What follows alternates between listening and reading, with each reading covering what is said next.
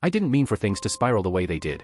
I told myself I was just protecting my heart, but somewhere along the way I crossed a line I didn't even know existed. And when the dust settled, I wasn't sure if I'd escaped a toxic mess, or created one. I'm 29, and I've been with my girlfriend, she's 27, for 3 years. We've been sharing my condo for about a year, and honestly, things were fine. Not perfect, but stable. Comfortable. Then about 6 months ago, she started tossing around words like stale and predictable, as if our relationship was a 5-day-old salad she found in the fridge. I didn't think too much of it, everyone hits a lull sometimes, but 2 weeks ago, she dropped something on me that nearly made me choke on my dinner. We were sitting at the table, eating pasta, when she put down her fork and said, "Babe, I've been thinking we should try something new."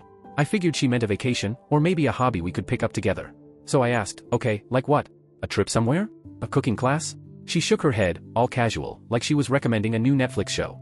"No, I mean, we should experience other people. Just once. You know, get it out of our systems." I stared at her, feeling my heart do that weird dropkick thing in my chest. "Wait, are you saying, you want to break up?" She laughed. "No. God, no. I'm talking about a hall pass weekend. Just one weekend where we can do whatever we want. No judgment. No questions when we come back." I put my fork down slowly, because I needed both hands to process how insane that sounded. "Since when have you been thinking about this?" I asked. She shrugged. "A while. A couple of my friends did it.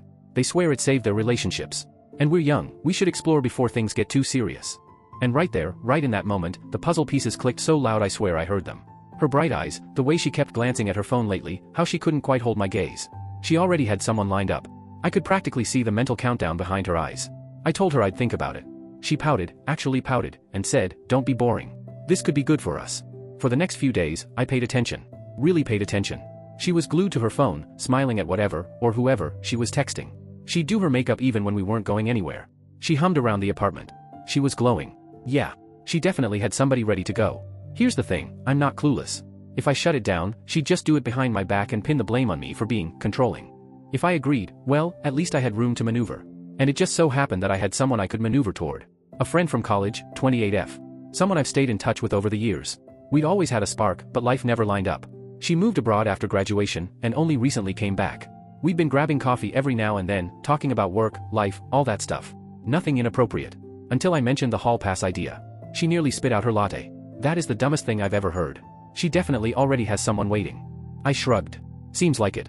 She leaned back, gave me this look, like she already knew what I didn't want to admit. "So what are you gonna do?"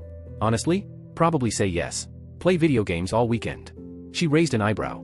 "Or, you could come with me. I've got vacation days saved up. And I've always wanted to go to Paris. Ever been?" I hadn't. Not even close. But the idea hit me like a lightning bolt. Paris. With someone I actually liked. Someone who wasn't texting men behind my back. I was suddenly very interested. 3 days later, we had everything planned, flights, hotel, itinerary. The whole thing cost me around $2,800, but after what my girlfriend was trying to pull, money well spent. Last Friday, my girlfriend brought it up again, all breezy and excited, like a kid reminding their parents about a promised trip to Disneyland. "So," she said, stirring her coffee, "I was thinking next weekend for the hall pass thing. You good with that?" I nodded. "Sure. One weekend. No questions afterward." That was the agreement. "Exactly." She grinned. "No jealousy. No drama. We're adults." Oh, the irony. She texted someone immediately, didn't even try to hide how giddy she was. I watched the little hearts and winky emojis light up her screen. That night, she was extra affectionate. Too affectionate. Guilt practically radiated off her. Then Friday morning rolled around. I had my bag packed and sitting by the door. I told her I was staying at my buddy's place for the weekend so we could both have our space. She smiled sweetly. "That's really considerate. I'll probably just hang out here." "Have fun," I said. "See you Sunday." "You too, babe," she replied. I barely made it to my car before she whipped out her phone to text her mystery man. She thought I'd spend the weekend sulking at my friend's place, while she played out whatever fantasy she'd lined up. But the real plot twist? My flight to Paris took off at 2 p.m. And she had absolutely no idea. 3 days. That's all it's been. 72 hours, and somehow it feels like I lived an entire season of a reality show. I'm sitting at the airport right now, waiting for my flight home, and my brain is still trying to process everything that just went down. So buckle up, because the last few days were absolutely ridiculous. Friday, Paris. My friend and I touched down in Paris around 6 in the morning. I was exhausted, stiff from the flight, and running on about 3 hours of sleep, but the second we stepped out of the airport and felt that cool European air, man, it hit me. I was not spending my weekend hiding at a buddy's place. I was in freaking Paris. We checked into the hotel, crashed for a couple hours, and then did the whole picture-perfect tourist thing, Eiffel Tower, little cafes that smelled like fresh bread and espresso, cobblestone streets that looked like movie sets. It was surreal. Meanwhile, my girlfriend was having a very different kind of weekend back home. I barely touched my phone at first, the time difference, the jet lag, the excitement, all of it just distracted me. But Saturday morning Paris time, Friday night back home, I finally checked it. 15 voicemails. 30 texts. I should have known. Her weekend begins to crumble. The first few voicemails actually made me laugh. Hey babe, how's your friend's place? I'm getting ready for dinner. Wish me luck. Then the tone changed, fast. Okay, so, that was a bust. The guy looked nothing like his pictures. Whatever. On to the next. 2 hours later. Why aren't you answering? Seriously? You're being ridiculous. I thought we agreed, no drama. Then, every guy I've matched with is either a creep or canceling last minute. This sucks. Oh, the irony. By Saturday morning her time, the messages shifted again, this time dripping with boredom and regret. Okay, I'm over this. This was a stupid idea. Can you just come home? And then, why is your location off? And why did your friend say you're not there? Where are you? That was the moment I knew she was spiraling. The Paris Instagram incident. Saturday afternoon, my friend and I were having lunch at this gorgeous restaurant overlooking the river. Light breeze, clinking glasses, smell of fresh pastries, it felt unreal. She snapped a photo of me, Eiffel Tower perfectly framed behind my shoulder, and posted it on her Instagram. Tagged me. Cute picture, honestly. I reposted it without thinking. 20 minutes later, my phone went nuclear. Paris? Paris? Are you kidding me right now? Who is that girl? Why is she with you? You lied to me. You said you were at your friend's. This is cheating. You're cheating. The mental gymnastics could have won her a gold medal. She created the hall pass. She pushed for it. She begged me to say yes. But the moment I used it? Suddenly I was the villain in her personal soap opera. I sent her one message, and kept it simple. Having a great weekend. See you Sunday night like we planned. Enjoy your hall pass. Then I muted her. And let me tell you, Paris became 10 times more peaceful after that. Her breakdown continues. Sunday morning, I checked my phone again. 53 more texts. The voicemails were a whole emotional roller coaster: anger, panic, denial, outrage, self-pity, back to anger. My personal favorite was, everyone thinks we broke up. My friends are asking who that girl is. I look like an idiot. You were supposed to be the faithful one. This was supposed to be my weekend. That one really said it all. She didn't want a shared experience. She wanted permission to fool around guilt-free while I sat at home being the loyal boyfriend. She never actually believed I'd go do something on my own. And definitely not something fun. My friend found the whole thing hilarious. Should we post more photos? She asked, smirking. I didn't even hesitate. Absolutely. So we spent Sunday exploring more of Paris, cafes, the Louvre, walking along the river while street musicians played. She kept posting pictures. I didn't stop her. My girlfriend's messages got unhinged. Stop posting with her. You're humiliating me. My mom is asking questions. I'm calling the landlord to change the locks. That last one made me burst out laughing right in the middle of the Louvre. My condo. My lease. She had about as much authority as a raccoon demanding mortgage rights. Back home. I landed about an hour ago. Turned my phone off airplane mode and immediately got hit with 50 more texts. So here I am, sitting at the airport bar with a drink, staring into the maybe disaster, maybe comedy show waiting for me at home. Part of me is dreading the confrontation. But a bigger part? Kinda excited to see how this circus ends. My friend just texted me. That was the best weekend I've had in years. Thanks for the adventure, red heart. Honestly? Same. Alright, time to head home. I'll update once I see what's waiting behind that door. Walking into my condo Sunday night around 10 felt like stepping into the wreckage of a natural disaster. The place looked wrecked. Blankets everywhere. A half-eaten pint of ice cream melting on the coffee table. Tissues scattered like confetti after some depressing parade. And there she was, my girlfriend, curled up on the couch with her laptop open, eyes swollen and shiny. I genuinely couldn't tell if she'd been crying, screaming, or just marinating in her own rage. The moment she saw me, she shot to her feet like she'd been launched. Where the hell have you been? I set down my suitcase and took a breath. Paris. I literally texted you. You said you were staying at your friend's place. I nodded. I did stay with my friend. Her hotel room. Her whole face went this shade of purple that reminded me of cartoons where steam pours out of someone's ears. You stayed in the same room as her? It was a hall pass weekend, I reminded her. Remember? No questions asked afterward. That was your rule. That is not what I meant. And you know it. I rubbed my temples. Okay then, what did you mean? I meant like, I don't know, go to a bar, maybe kiss someone, have a little fun. Not jet off to Paris with some woman. I couldn't help it, I laughed a little. Funny, because you never set any rules. You said one weekend. No restrictions. No questions. I could practically see her brain overheating as she tried to contort reality into a version where I was the villain. My friend saw those photos. My mom saw them. Everyone thinks we broke up. Did you tell them about the hall pass weekend? I asked, raising an eyebrow. No, because that was private. So you're embarrassed, I said slowly, by the thing you suggested? I'm embarrassed because you paraded some chick all over Instagram. That chick is my friend. You've met her. Yeah. Years ago, when you swore she was just a friend. She is just a friend. You went to Paris with her. Her logic was looping back on itself like a broken GPS. I walked into the kitchen, grabbed a glass of water, and tried very hard to keep my voice level. She trailed after me. Nothing even happened for me this weekend. Every guy was a creep, or looked nothing like his photos, or ghosted me. I spent the whole weekend alone while you were living it up in Paris. And there it was. The truth behind all the screaming, crying, and emotional gymnastics. She expected her weekend to be hot and exciting and ego-boosting, while I stayed home twiddling my thumbs like some kind of loyal emotional support boyfriend. Instead, she got ghosted. And I had the time of my life. I mean, I said, shrugging, that sucks. But that's how hall passes go sometimes. This isn't fair. What's not fair? I asked. That I actually used the hall pass? That I didn't stay home and meditate about my feelings? You weren't supposed to do anything. You were supposed to realize you didn't want anyone else and come home. I laughed, out loud. So it was a test. No. I thought. You thought you'd have all the fun and I'd sit here waiting for you like a puppy? That's not what I meant. Then what did you mean? Use your words. And finally, she cracked. She started crying, real, messy, chest-heaving tears. I just wanted to feel desired again. When we started dating, guys hit on me all the time. I felt special. Now I'm just your girlfriend. I wanted to feel like someone still wanted me. I stared at her for a long moment. So you needed random men to validate you? You don't understand. You're right, I said, voice calm. I don't. Because I was perfectly happy until you decided the solution to feeling special was to sleep with someone else. She wiped her face. I'm sorry, okay? It was a stupid idea. Can't we just forget this and move on? No questions asked, I reminded her. Your rule. That's different. How? Because you actually did something. The hypocrisy nearly knocked me out. That night she bounced between yelling, sobbing, blaming me, and begging me. I ended up sleeping in the guest room. Monday, the victim tour begins. Monday morning, I woke up to the sound of her loudly talking to her best friend, just loud enough for me to hear from the hallway. He's being so unreasonable, she whined. Yeah, he went to Paris. With some girl. I don't know. He claims they're just friends, but come on. No, I didn't do anything. All my dates sucked. He's acting like I'm the bad guy. I brewed coffee like I was listening to a podcast about my own downfall. She hung up when she saw me. We need to talk. No, I said. We really don't. You wanted a hall pass. We both took it. It's done. It's not done. Everyone thinks we broke up. You need to post something saying we're still together. Why? Because people are asking questions. Let them ask.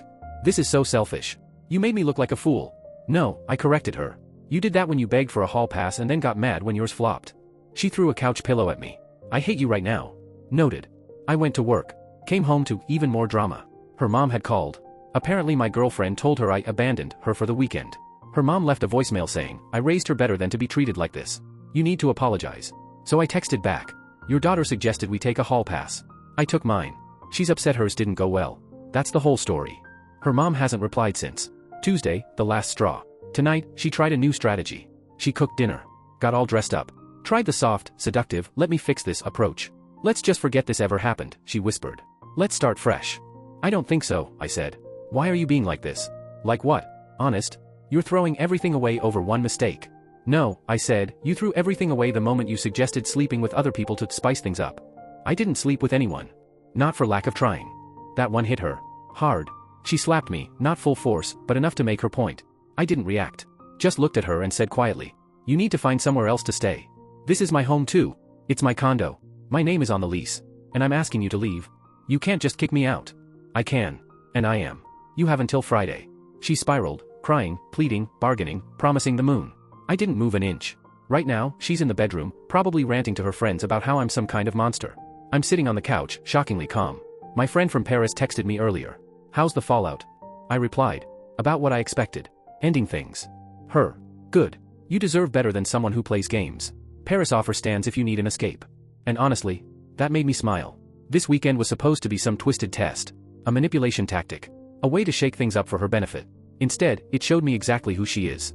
Someone who wants the perks of a committed relationship. Without actually committing. Someone who wanted the hall pass to work only in her favor. She made her choice the moment she asked for it. I just made mine. In a far nicer location. It's been 3 weeks since Paris, and since a lot of people kept checking in, I figured I'd post one final update before closing the chapter for good. Spoiler.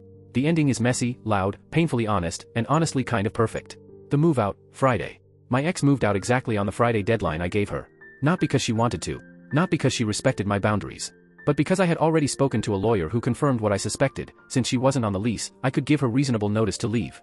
So she showed up with backup, her mom and her best friend, like she was rolling up for the season finale of a drama series. The three of them packed in tight-lipped silence, shooting me the kind of looks people reserve for villains in movies. I just made coffee and stayed out of their way. Her mom broke first. You're really going to throw away 3 years over one mistake, she demanded. I didn't even look up. Her mistake was thinking I'd sit home quietly while she played around. My mistake was saying yes. Her mom huffed. She was just trying to keep things exciting by sleeping with other people. Fantastic relationship strategy, I said. Then her best friend piped up, the same best friend who encouraged this disaster. You're the one who flew to Paris with another woman. On a hall pass weekend, she suggested. Make it make sense. I didn't bother arguing. People committed to delusion aren't looking for clarity. They finished packing up 8 boxes, just clothes, makeup, shoes, the stuff she actually owned. She tried to take some furniture, claiming she contributed. I pulled out receipts like I was presenting evidence in court. She left with nothing but her own belongings. At the door, she turned and fired off her final dramatic line. You'll regret this. Good luck finding someone who puts up with you. I smiled. Good luck finding someone who puts up with someone who suggests hall passes. The door shut. I changed the locks that afternoon. Cost me $180, felt like a bargain. Week 2, the rumor war. This is where things really took off. Her friends launched a full-on whisper campaign across our social circles. Somehow, I became the manipulative, controlling mastermind who tricked her by going to Paris. According to their version of events, I was supposed to tell her my plans so she could, what? Veto them? You can't make this stuff up. A couple mutual friends reached out for the real story. I told them plainly. She suggested the hall pass. I took mine. She's mad hers didn't work out. Most of them understood. One even laughed and said, dude, she's telling everyone you were only supposed to go to a bar, not leave the country. I shrugged. Funny. She never mentioned that rule. He just nodded. Yeah, that tracks. A few people chose her side. Honestly? Goodbye and good riddance.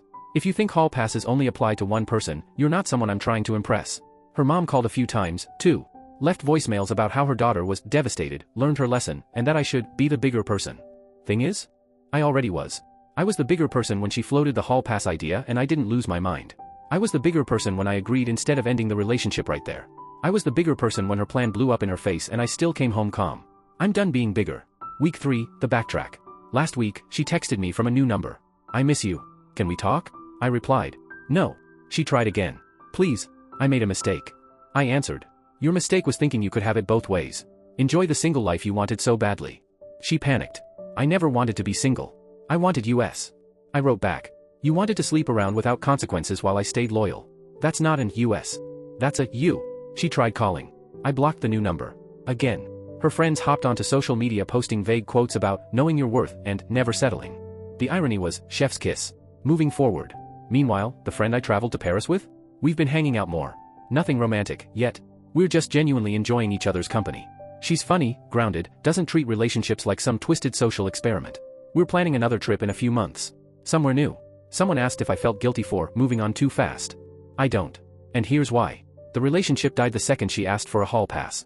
Paris just made it obvious. She wanted excitement and novelty. She got it, just not the version she imagined. She spent her hall pass weekend being ghosted by catfish on dating apps. I spent mine eating pastries by the Seine and seeing the Eiffel Tower. She wanted the freedom of being single while keeping me as the backup plan. She lost the relationship. She got nothing in return. Natural consequences are a beautiful thing. The present. My condo is peaceful now. I rearranged the furniture. Bought a few new things. Deleted our photos from social media. Updated my status to single. Her best friend commented, really mature. I replied, just being honest. Have a great day, smiley face. Then blocked her. Yesterday, my Paris friend sent me a photo from that restaurant with the perfect Eiffel Tower view. We were both smiling. No tension, no games, no drama. Just happy. Her caption. Best travel buddy ever. I saw that my ex viewed the story within 5 minutes. Didn't comment. Didn't react. But I know it burned. That's the thing about playing games, you don't always win. She gambled that I'd stay safely on the sidelines while she explored excitement. Instead, she lost everything and learned exactly who I am. Someone who refuses to be plan B. Someone who won't be manipulated. Someone who knows his worth. I'm not angry anymore. I'm relieved. Relieved I found out who she really was before proposing. Relieved I didn't spend another year ignoring red flags.